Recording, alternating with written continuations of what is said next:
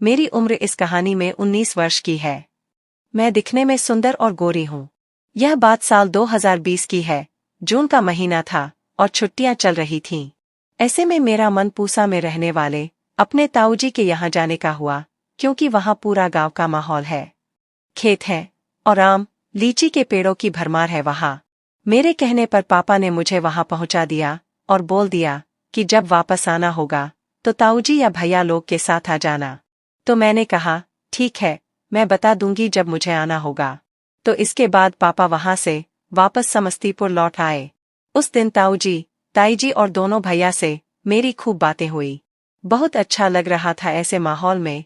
इसके बाद शाम को दोनों भैया और मैं खेत में घूमने गए। वहाँ से मैंने कुछ आम तोड़े, कुछ को सभी ने मिलकर वहीं बैठकर खाया। इसके बाद रोहित भैया ने मुझे पोखर भी दिखाया, जो मैंने नहीं देखा था। उन्होंने बताया कि इसको ताऊजी ने मछली पालने के लिए बनवाया था, पर अब ऐसे ही पड़ा हुआ है। वो पोखर छोटा सा ही था और उसमें ताऊजी ने उतरने चढ़ने के लिए पक्के की सीढ़ियां बनवा दी थी। मैंने भी नीचे उतरकर पोखर को पास से जाकर देखा। एकदम साफ पानी था उसका। तब भैया ने बताया कि अभी के गर्मी के समय में इसमें नहाने में बड़ा मजा आता है। हम लोग तो इसी में नहाते हैं। ऐसे ही 4-5 दिन बीत गए। एक दिन सुबह के 10 बजे के आसपास का समय हुआ होगा। दोनों भैया खेत की तरफ जा रहे थे, तो मैंने कहा, मैं भी चलूंगी।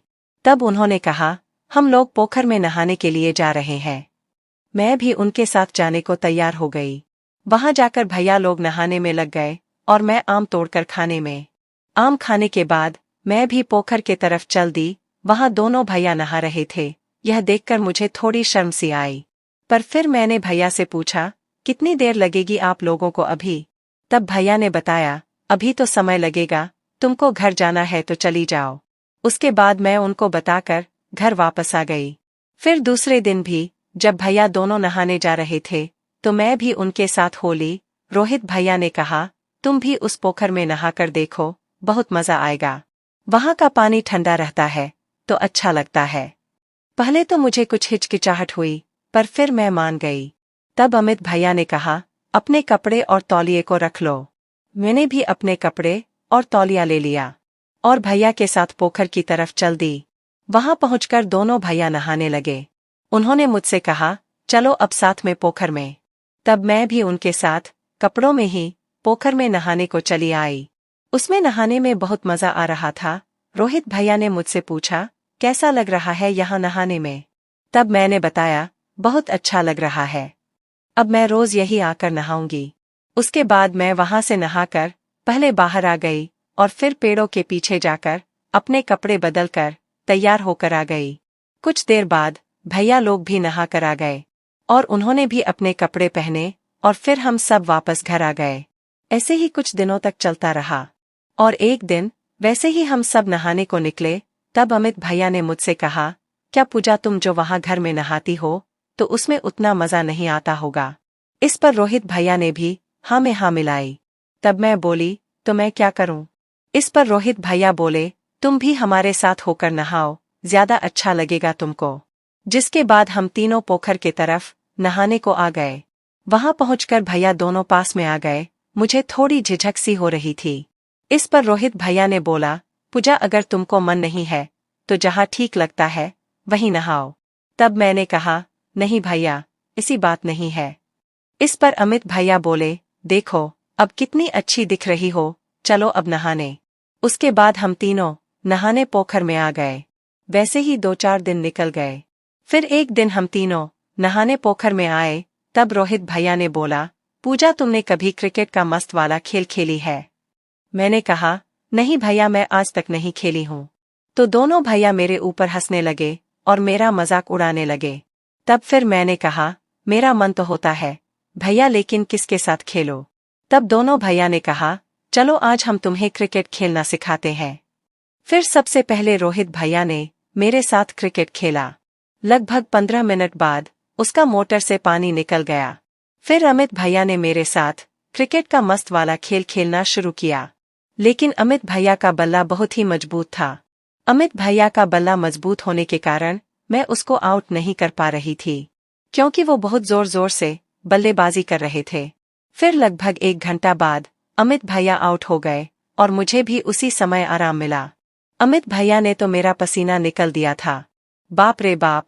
उसके बाद हम तीनों खूब नहाए और कपड़े पहनकर वापस घर आ गए।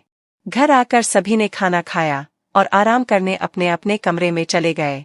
शाम में सभी ने साथ में मिलकर नाश्ता किया और साथ में ढेर सारी बातें की। उसके बाद रात को खाने के बाद रोहित भैया ने अपने पापा से कहा, आज रात को पूजा को छत पर सुलाते हैं। वह ऐसे कभी खुली छत पर नहीं सोई होगी तो उसको अच्छा लगेगा। इस पर अंकल मान गए और बोले, पर उसको अकेले मत सोने देना, तुम लोग भी अपना बिस्तर ऊपर लगा लो। तो इस पर रोहित भैया बहुत खुश हुए।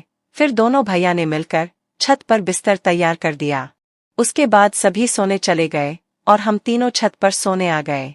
बिस्तर पर लेटकर दोनों भैया ने मेरे साथ कुछ देर तक सुबह वाली खेल पर बातें की और बताया कि मेरे साथ खेलकर उन दोनों को कितना मजा आया।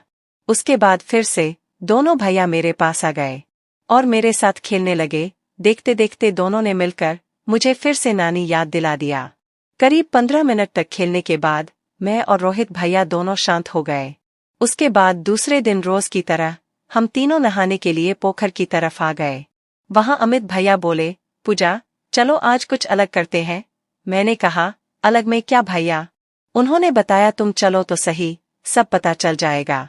वे दोनों मुझे बगीचे में लेकर आ गए और बोले, यहाँ हम तुम्हारा कुछ फोटो शूट करेंगे। जो अलग अलग पोज में होगा, पोज हम बताएंगे कि कैसे और क्या देना है।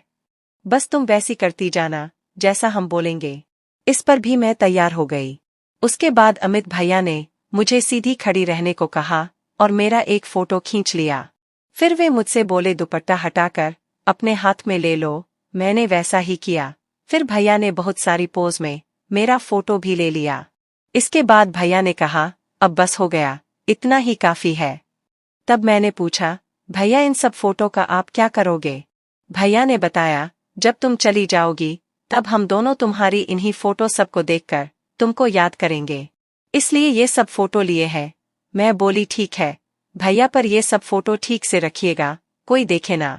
इस पर उन्होंने कहा, हम इसको लॉक लगाकर संभाल कर रखेंगे, कोई नहीं देख पाएगा। उसके बाद फिर हम तीनों नहाने और के लिए पोखर में आ गए और रोज की तरह क्रिकेट का मस्त वाला खेल चालू कर दिया। और मैं वहां जब तक रुकी, दोनों भैया ने मेरे साथ रोज क्रिकेट खेला। तो दोस्तों, कैसी लगी आपको ये कहानी?